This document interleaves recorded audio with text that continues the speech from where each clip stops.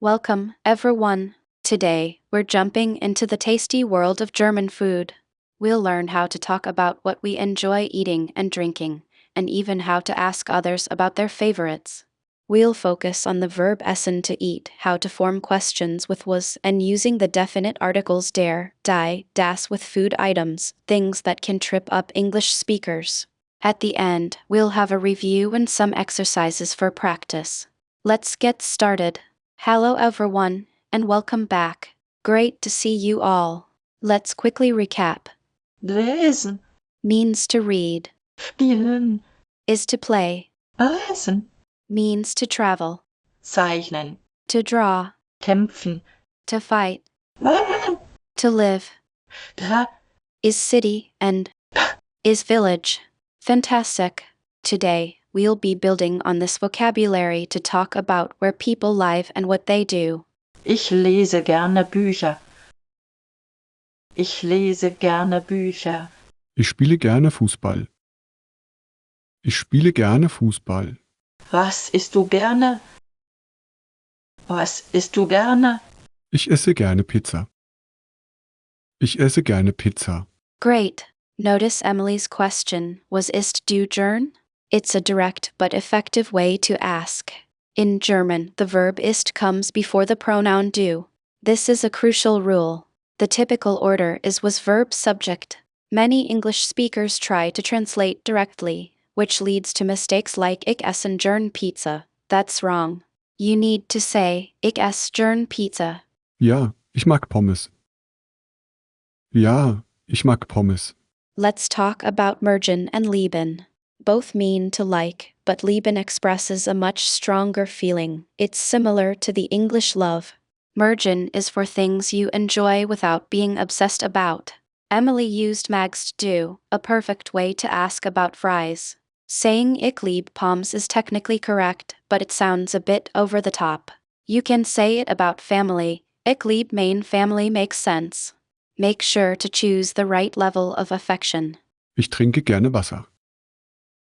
Ich trinke gerne Wasser. Here, James uses the verb trinken to drink. Check out the conjugations. Ich trink, I drink. Du trinkst, you drink. It follows the same pattern as essen. Don't forget to practice the endings. Was trinkst du? Is another great question using the was structure. Always remember to place the verb first in a question. Was isst du jetzt? Was isst du jetzt? Let's quickly go over definite articles. Der is masculine like der Apfel the apple, die is feminine like die Pizza the pizza, and das is neuter das brought the bread. It's crucial to learn these with the nouns.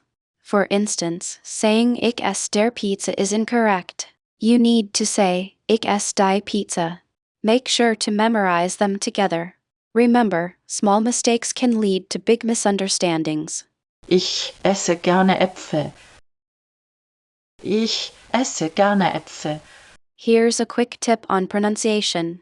The umlauts, a umlaut, o umlaut, u umlaut, can be tricky. A umlaut sounds like a in cat. O umlaut is a bit like the u in burned, but clearer.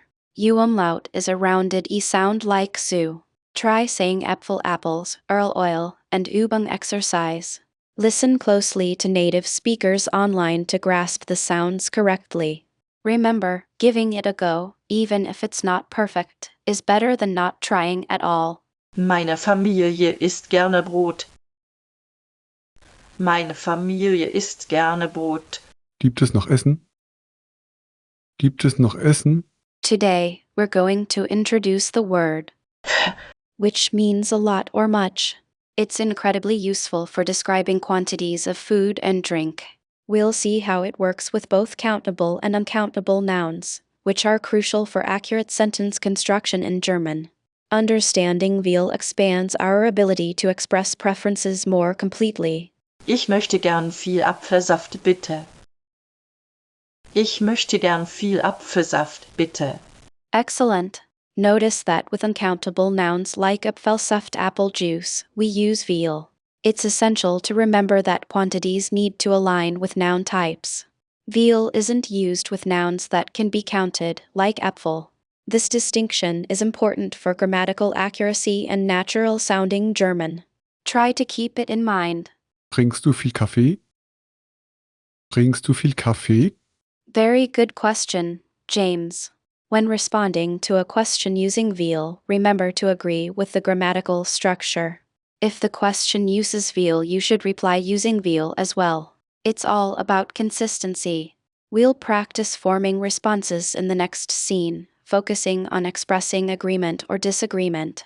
Nein, ich trinke nicht viel Kaffee. Nein, ich trinke nicht viel Kaffee.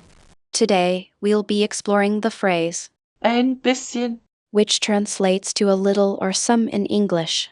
It's used to express a small amount of something, and it's often used when talking about food or drink preferences.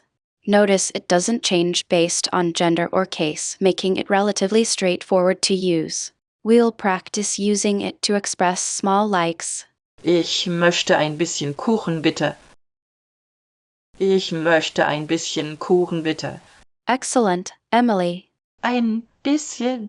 Is perfectly used here to request a small portion. Pay attention that it always precedes the object it describes. For example, Ein bisschen Obst. means a little fruit. Also, remember that if you want to be more specific, you can follow it with the item's quantity, like ein bisschen mehr, a little more. Trinkst du ein bisschen Saft? Trinkst du ein bisschen Saft? Very good, Ben. Notice the structure of your question you've successfully integrated. Ein bisschen. Within a do you question about a drink. Remember, with verbs like trinken and essen, you can create questions by inverting the subject and verb or adding question words like was. Your sentence is grammatically correct and clearly asks about juice consumption. Well done. Ja, ein bisschen Saft ist gut. Ja, ein bisschen Saft ist gut. Today we'll be exploring zu viel, meaning too much. It's crucial to understand that zu modifies viel, indicating an excessive quantity. The placement remains consistent. Zu appears before the word it intensifies, similar to nicht. We'll look at how this changes the meaning of your statements about food. Ich esse zu viel Schokolade. Ich esse zu viel Schokolade. Excellent pronunciation, Emily. Notice how zu directly precedes viel. This emphasizes the excess. Another common mistake is placing zu after the noun, however, that's grammatically incorrect. We'll practice identifying statements using zu viel correctly to ensure you're communicating precisely. Trinkst du zu viel Limonade? Trinkst du zu viel Limonade? Fantastic question, Ben.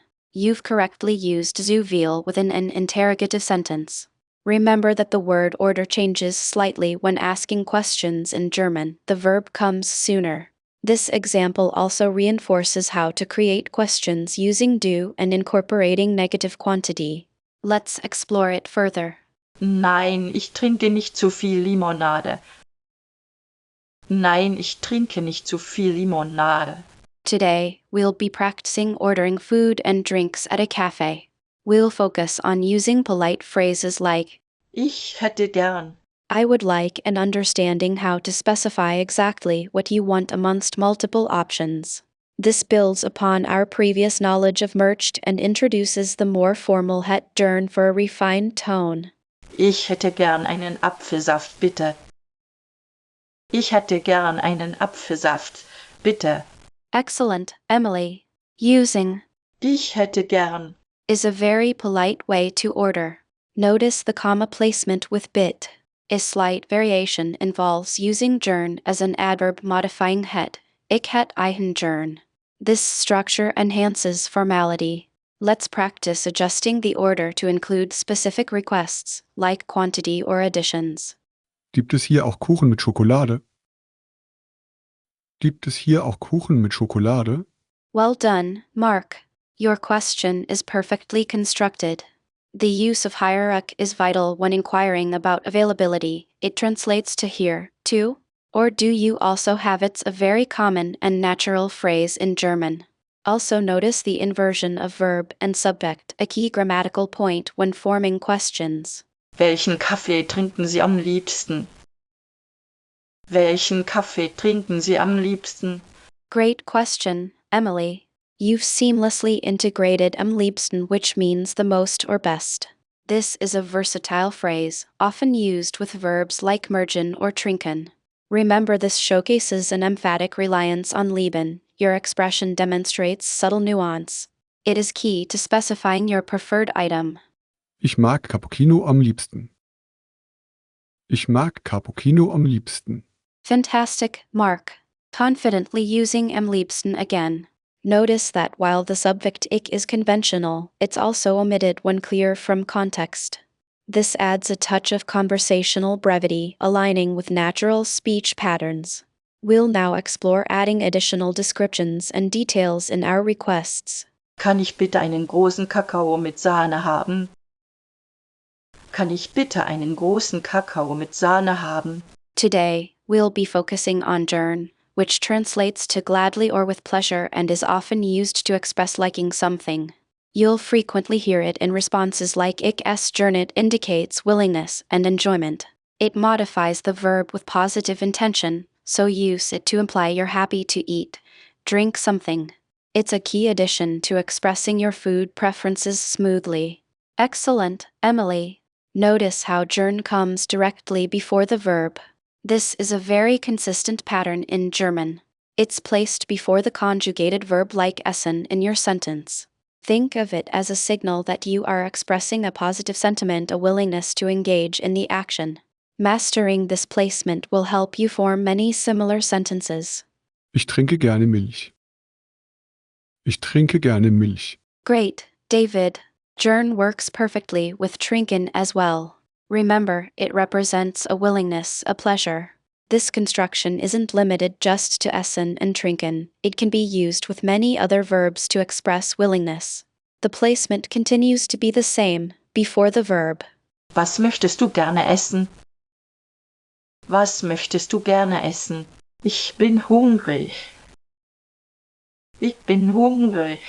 Excellent combination, Emily. You've seamlessly integrated was mergen and gern. This demonstrates a strong grasp of the structure we've been practicing.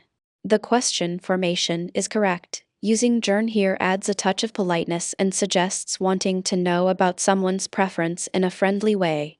You're building complex questions now. Well done, Emily. You've correctly combined the negation nicht with zu viel. The placement of nicht is crucial here. It negates the entire phrase zu viel lemonade. Pay attention to how nicht always precedes the phrase it modifies. We continue to apply what we have learned. Perfect, Emily. You've responded positively and included. Ein bisschen. Naturally, consider using stronger expressions of enjoyment like, Ich mag es sehr. I like it very much, or Es ist lecker. it is delicious to elevate your expressions of enjoyment. This helps to make your German sound more fluent and engaging. Perfect, Emily. See how you used nicht viel to express disagreement? The placement of nicht is vital. It always comes before the word or phrase it negates. Let's move on to how zu viel changes the meaning to too much. This illustrates a common pattern in German grammar where prefixes significantly alter word meaning. Awesome! Today, we covered how to ask about food preferences using was. We practiced the verbs essen and trinken, understood the difference between mergen and lieben, and worked with definite articles. For homework, write 5 sentences about your favorite foods and drinks using the phrases we learned today. Plus, look for some short German videos about food. It's a fun way to hear the language in action. See you next time. Okay, everyone. That was a really great lesson. We covered quite a bit today, including introductions, asking basic questions, and expressing likes and dislikes. Remember those key phrases. Hallo, wie geht es dir? And Ich mag sehr gern. let's start with a quick quiz to recap what we learned. Alright, question 1. What is Emily's question in the dialogue? Is it Was isst du? Wie geht es dir? or? Wo wohnst du? The correct answer is Was isst du? exclamation. It literally translates to what are you eating? A very common way to start a conversation about food. Next up, a slightly trickier one. What's the difference in meaning between